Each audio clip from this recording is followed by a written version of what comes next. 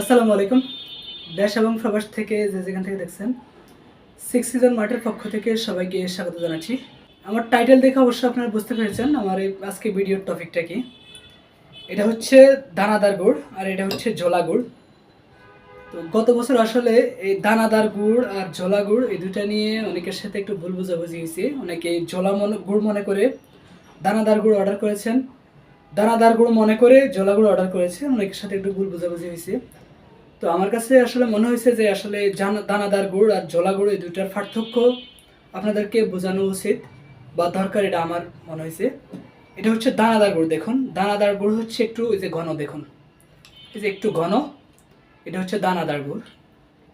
আর এটা হচ্ছে ঝোলা গুড়। দেখুন এই ঝোলা গুড় একটু পাতলা, দেখুন এই যে খুবই পাতলা, দেখছেন। এই ঝোলা গুড় হলো পাতলা, একদম লিকুইড।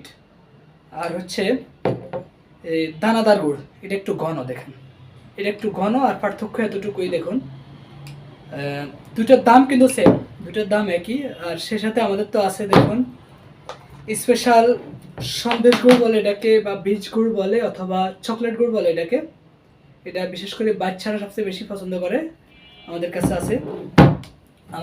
আছে, আরও আছে আমাদের এই ফাটালি গুড়। দেখুন খুবই ফ্রেশ, মাশাল্লাহ। দেখুন ফাটালি গুড়।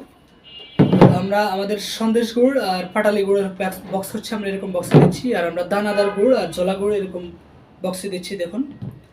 তো যারা যারা অর্ডার করতে চান দেশ এবং প্রবাস থেকে, সরাসরি আমাকে ইনবক্স করুন অথবা কল করুন 0168 3290 608।